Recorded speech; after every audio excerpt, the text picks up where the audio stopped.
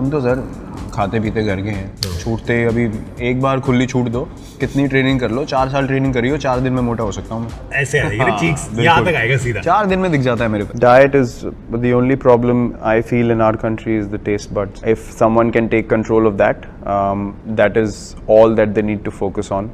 दोस्तों, अपना वेट कम करने के लिए आपने कितने अलग अलग डाइट प्लान ट्राई किए हैं? इनमें से आप कितनी बार सफल हुए हैं? मैं मानता हूँ कि आप मेरी तरह ज्यादातर बार फेल ही हुए होंगे। शायद आपने 1-8 किलो कम किया होगा, फिर वापस वहीं के वहीं। फ्रेंड्स, इसका सबसे बड़ा कारण यह है कि आपने अपने डाइट के फंडामेंटल्स को ढंग से समझा ही नहीं है। इसलिए दोस्तों, आज हम हमारे डाइट के फंडामेंटल्स को बेहद गहराई में समझेंगे, ताकि आप इसे अपनी जिंदगी में उतारकर आप भी साइंटिफिक वेट लॉस कर सके।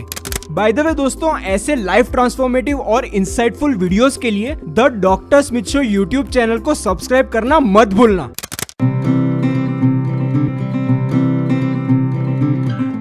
बेसिकली 3 तरह के कोर मैक्रोन्यूट्रिएंट्स होते हैं। आइए हम इनके सिर्फ मोस्ट इंपॉर्टेंट पॉइंट्स को अच्छे से समझते हैं। कार्बोहाइड्रेट्स, कितना और किस तरह का, quantity and quality of carbohydrate, ये वेट लॉस के लिए सबसे इम्पोर्टेंट है। हमारे ट्रेडिशनल डाइट में 60 to 70% कार्ब्स होते हैं। अपने वेट लॉस के लिए हम इसे 50% तक ले जा सकते हैं। अब बात आती है क्वालिटी की, जो मेजरली 2 तरह के होते हैं based on glycemic index. First, low glycemic index carbs. ये दोस्तों अच्छे कार्ब्स होते हैं, स्लो एंड गुड। स्लो यानी इनमें से धीरे धीरे ग्लूकोज रिलीज होता है और इसी कारण धीरे धीरे एनर्जी रिलीज होती है। इसके कारण हम ज्यादा फुल और एनर्जाइज फील करेंगे। बेसिकली ये अर्बन सेडेंटरी लाइफस्टाइल के वेट लॉस के लिए बेस्ट है। Fibre content, vitamin, minerals and antioxidants, ये सब की मात्रा काफी अच्छी होती है। Second, high glycemic index carbs. इन्हें हम फास्ट कार्ब्स भी कहते हैं, क्योंकि ये तुरंत डाइजेस्ट और एब्जॉर्ब हो जाते हैं। ब्लड शुगर लेवल्स एकदम ही बढ़ा देते हैं। ये काफी तुरंत एनर्जी देने में काम आते हैं, जैसे स्पोर्ट्स, फिजिकल एक्टिविटी या इंजरी रिकवरी के दौरान। ग्लूकोज के साथ साथ इंसुलिन भी स्पाइक होता है, जो ग्लूकोज को कम करवाएगा और आपको कुछ ही देर बाद फिर भूख लगेगी। ये है कुछ मेजर एग्जांपल्स, आप इसका भी स्क्रीनशॉट ले लीजिएगा। दोस्तों, मेजरली कार्ब्स के रिलेटेड ये 4 चीजों को बेहद अच्छे से ध्यान में रखना। फर्स्ट, किसी भी तरह के वेट लॉस के लिए लो ग्लाइसेमिक इंडेक्स वाला डाइट सबसे अच्छा होता है। सेकंड, किसी भी तरह का वजन कम करते वक्त शुगर और स्वीट्स के इंटेक का बड़ा ध्यान रखना। Third, very low carb diets में विटामिन्स, मिनरल्स के साथ साथ फाइटोकेमिकल्स, जिसे हम डिसीज फाइटिंग केमिकल्स कहते हैं, इन सभी की मात्रा काफी कम हो जाती है, जिससे हार्ट डिसीजेस, ऑस्टियोपोरोसिस, आर्थराइटिस और डाइजेस्टिव प्रॉब्लम्स के रिस्क बढ़ जाते हैं। एंड फाइनली फोर्थ, ज्यादा कार्ब्स खाने से मोटापा होगा, ट्राइग्लिसराइड्स बढ़ते हैं और आपको एप्पल शेप्ड मेटाबॉलिक ओबेसिटी होगी। प्रोटीन्स, ये दोस्तों मेरे हिसाब से सबसे इम्पोर्टेंट मैक्रोन्यूट्रिएंट है। अब ये 2 तरह की होती हैं। एनिमल प्रोटीन्स, जिन्हें हम कंप्लीट प्रोटीन्स कहते हैं, क्योंकि इनमें हमारी जरूरत के मुताबिक सारे एसेंशियल एमाइनो एसिड्स होते हैं। दूसरी है प्लांट प्रोटीन्स, जिन्हें हम इनकम्प्लीट प्रोटीन्स कहते हैं। पर दोस्तों, याद रखने वाली बात यह है कि हम इन्हें अनाज, ग्रेन्स, सीरियल्स और पल्सेस से मिलाकर कंप्लीट प्रोटीन्स बना सकते हैं। अब सवाल है, हमें रोज कितनी प्रोटीन खानी चाहिए? जितना आपका वजन है ठीक उतने ग्राम। पर यहाँ एक कंडीशन है, ये सिर्फ नॉर्मल इंटेक है। अगर आप बॉडी बिल्डिंग या ऐसी कोई इंक्रीज फिजिकल एक्टिविटी करते हैं तो इसकी रिक्वायरमेंट ज्यादा हो सकती है। दोस्तों, यहाँ ध्यान ये रखना कि बहुत ज्यादा प्रोटीन खाने से भी बॉडी को नुकसान होगा, क्योंकि इससे हमारे ब्लड पीएच लेवल्स कम होते हैं, जिससे हमारा शरीर हाइपर एसिडिक हो जाता है, डाइजेस्टिव प्रॉब्लम्स होंगे, मसल पेन्स और किडनी डैमेज भी होगा, और सबसे खतरनाक है बोन प्रॉब्लम्स। बाकी और कई नुकसान हैं। इसलिए दोस्तों, बैलेंस होना बेहद जरूरी है। ये कुछ प्रोटीन्स के एग्जांपल्स हैं, आप इसका भी स्क्रीनशॉट ले लीजिएगा।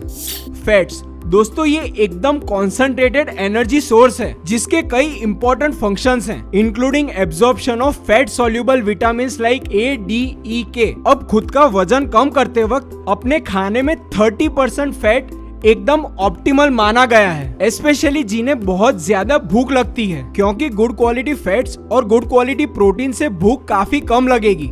For example, nuts, seeds, whole grains, sprouts, soy, fruits and vegetables, legumes, low fat dairy, curd, yoghurt, cottage cheese etcetera. हम में से ज्यादातर लोग फैट को एकदम बुरा मानते हैं, इसीलिए वेट लॉस करते वक्त हम लो फैट डाइट को चूज करते हैं और ये बड़ा काउंटर प्रोडक्टिव साबित होता है, क्योंकि मेजरली हम इसके कारण ज्यादा कार्ब्स खाएंगे जो बेसिकली वजन कम करने के बजाय उल्टा वजन बढ़ाएगा। अब मान ले आपने कार्ब्स भी काफी कम खाए और रैपिड वेट लॉस किया, वो भी उतना ही खतरनाक है, क्योंकि आपने बेसिकली अपना मसल लूज किया है जो बड़ा ही अनहेल्दी साबित होगा। अब दोस्तों मेजरली फैट्स दो अलग अलग तरह की होती हैं, saturated and unsaturated fatty acids. Saturated fatty acids room temperature पर सॉलिड्स होते हैं। इन्हें ज्यादा खाने से ट्राइग्लिसराइड्स और बैड कोलेस्ट्रॉल LDL कोलेस्ट्रॉल बढ़ेगा। अनसैचुरेटेड फैटी एसिड्स दो तरह के होते हैं। पहला मोनो अनसैचुरेटेड फैटी एसिड्स, ये रूम टेम्परेचर पर लिक्विड्स होते हैं और इन्हें कंज्यूम करने से हमारे शरीर को काफी फायदे मिलेंगे, जैसे बैड LDL कोलेस्ट्रॉल कम होगा, गुड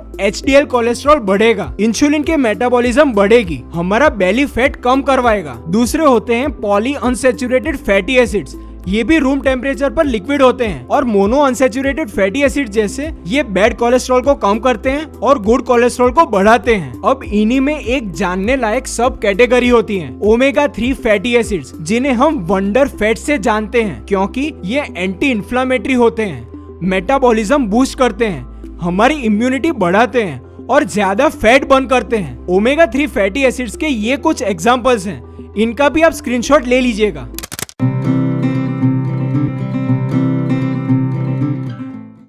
फ्रेंड्स, ये हैं डाइट और न्यूट्रिशन रिलेटेड कुछ फंडामेंटल टिप्स जिसे आप अपने वेट लॉस डाइट प्लानिंग में याद रखना। अब सबसे पहली एडवाइस ये है कि आप जब भी खाना खाने बैठे तो आप एक ही बार में अपनी पूरी प्लेट आप जो जो खाने वाले हैं उससे भर लें, क्योंकि कई रिसर्च से ये कंक्लूड हुआ है कि अगर आप ऐसा करेंगे तो आप 15% कम खाना खाएंगे। अब ये एडवाइस कई सालों पुरानी है, हमारी ट्रेडिशनल इंडियन थाली को ही ले लें। अब इसकी फॉलो अप एडवाइस सुने, हाफ प्लेट रूल, जिसके हिसाब से आपको अपनी आधी थाली को फ्रूट्स और वेजिटेबल्स और नट से भर लेना है। अब इसके दूसरे हाफ को आप डेयरी, पल्सेस, ग्रेन्स, सीरियल्स में डिवाइड कर लें। अब चलिए आते हैं आपके मील प्लानिंग पर।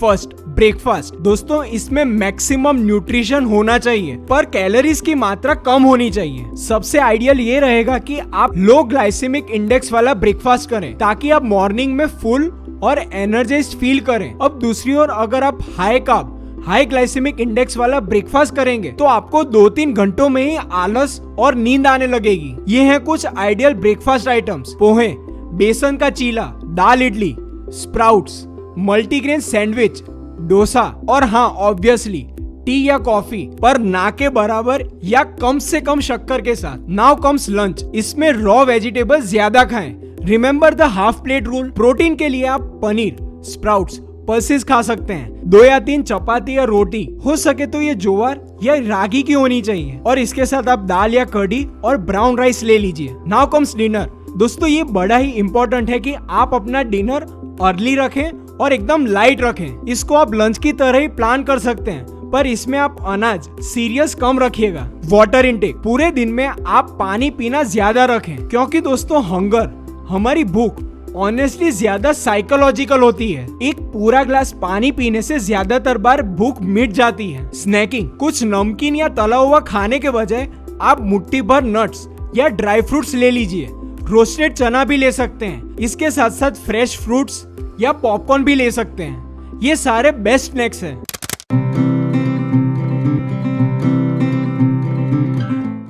अब दोस्तों, मेरे जैसे आप भी बाहर खाने के शौकीन होंगे। ऐसी सिचुएशन में 3 मेजर प्रॉब्लम्स होती हैं। इंक्रीज टेम्पटेशन, अलग अलग खाने के लिए हम ज्यादा लोभ करते हैं, हम ज्यादा खाना भी खाते हैं और ऐसी सिचुएशन में हम ज्यादातर बार पुअर, लो न्यूट्रिशनल क्वालिटी खाना खाते हैं, स्पेशली रिफाइंड स्टार्च, मैदे की आइटम्स। अब इन प्रॉब्लम्स के लिए ये हैं कुछ practical tips. Number 1, avoid buffets, go a la carte. Second, buffet के दौरान हाफ प्लेट रूल फॉलो करें। नंबर 3, अपने घर से निकलते वक्त 2 ग्लास पानी पी लीजिए या फिर कुछ फ्रेश फ्रूट्स खा लें। अगर कोई बड़े फंक्शन या पार्टी में आप जा रहे हैं तो ये अच्छा रहेगा कि आप पहले से ही अपने घर में कुछ न्यूट्रिशियस खाना खा लें। नंबर 4, क्लियर वेज सूप्स और नॉन फ्राइड स्टार्टर्स ज्यादा खाएं। 5th, तले हुए खाने के बजाय grilled and roasted items choose करें। 6th, किसी भी सब्जी की ग्रेवी में सबसे ज्यादा फैट होती है, वो भी सबसे अनहेल्दी वाली, इसलिए वो अवॉइड कीजिएगा। And therefore 7th,